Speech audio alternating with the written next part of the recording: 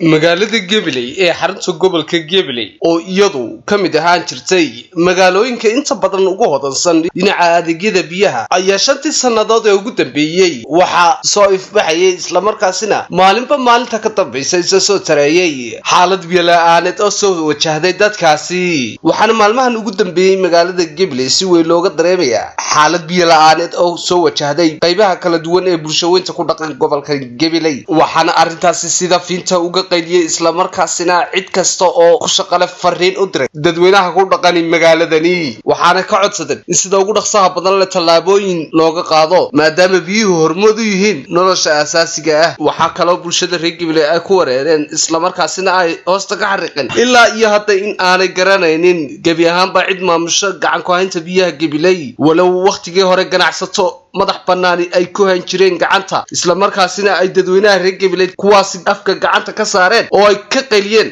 habka maamul ay gacanta wahayeen waxaana muddooyinkii ugu dambeeyay warahaynta bulshada reer Gabiley gacan ku haynta biyaha sida la sheegay la wareeg dawladda hoose ee Gabiley ilaa iyo haddana lama garanayo cid rasmi oo maamusha gacan ku haynta biyaha Gabiley waxaana xuseen in ay tahay waqtigii ugu adkaa ee xaaladda biyaha Gabiley ay soo maraan waxaana hadaladoodii kamid ahaa yaa oo 8 kuna saddex biloodna biyo ma arag boodiyada wayna diideen haraad baan u baqtinay annagoo magaaladii joogno oo ku nooltana soo maanta haysatana intay baanbadu noogu jirtay namay soo marin ee la wareegtay halkay biyihii geyso iyadu hays weydiiso shicibkana waxay maxaa lacagta way iska gurtaan kooymaga ay banaanka ka gurtaan ay yiraahdeen waan u diin inoo hadana soo dhicin iyo tii horeba way guranayaan lacag fooya dabal hadaba biyahaas halkay marayaan hal la ogaado wax sabab nooma sheeginba dacwoona oo tagnay wax sabab nooma sheegayaan lacagtana waa keen magaalada aad buu haraadan miyigeeda ay qonayaasha oo bixin magaalada gudaheeda xaafaduhu 3 cisho biyo ma helaan afar cisho saasa jirkaana la isku daba wareegaya waxooga yar hadii leelo dhooqaan inta sabada xanuun laga qaadaya xaruurkooda xanuunsanaya qaraarka iyo adeegkaas booyaduna magaaladan Gabiley sideedaba way ku yar yihiin qasabadu ma helaan biyo xaafadaha jaarashayada anagu booyad baan ka shubana anaga booyada ka shubanayna badhaana kuwa baanbadaha leh markay labada habeenimo sugayaan dumarku abiya dareeru soo jeedaya labada habeenimo waxa laga yaabaa inaanay haafna helin yoomka saddex afar cisho iska biyo la'aanayaan baanbaduhuna biyo waa ma haw biyo la waayay oo xeerashi biyo laga waayay ma waxa weey qaybtan dambe qabsatay shaqadii biyaha ayaa samaysay baleen qalada waa maamulka ayaa qaldan maamulkan ka shaqeynaya biyaha dadka u furaya yaa qaldan oo wax ka dhimay marka waxaan leenahay مسؤوليته دب هو راعي راكودا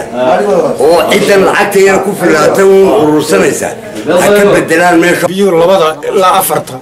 يسود عن أنت كلورنا ما نقول عليه مركات بيو ملء كشك وزين ما كرنا إنه بيين الهلر وين دورنا كورتانو بحنو بتقول لهم مك أفر بلد ملء جاريسا بيو أنا نقول عليه قاسم يود بيلعان أنتي وأرن أذ وهذا جوتشرا waxaanu xog amada aanu arkaasi sidii qoladii hore uu la wareegtay dawladda hoose waxay ugu maqaalaa in dawladda hoose la wareegtay arkaasi maanta shirkadii hore kala wareegtay taasina ay maanta xagga ay gaabistay biyihii ay dadkuna aad ugu baahan yihiin in biyo loo helo dadka marka waxaan ku boorinayaa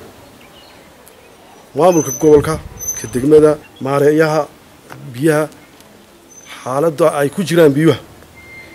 inay bal warbixin degdeg ah umada sida xaaladdu tahay ceelashiba biyala ma farsamooyin kala jira fartu iyaga ku gudanta maarayay ku gudanta magaaladiina way dayacantahay biyana ma jiraan ha jirto farsamo xumo xagga shirkadda oo aan mas'uul badan iska saarin dadka baahan in magaalada ku nool lacagta maanta Gabiley xafladaha ka baxda Gabiley xaafad kasta waxay u sameeyeen qasabada beero ku beerto marka waxa la maamulkayga anigu aan ka mid kahay iyo golaha deegaanka dhamaantiin dadkii magaalada ku noolaa way baqtay waa Maxamed Xasan Som News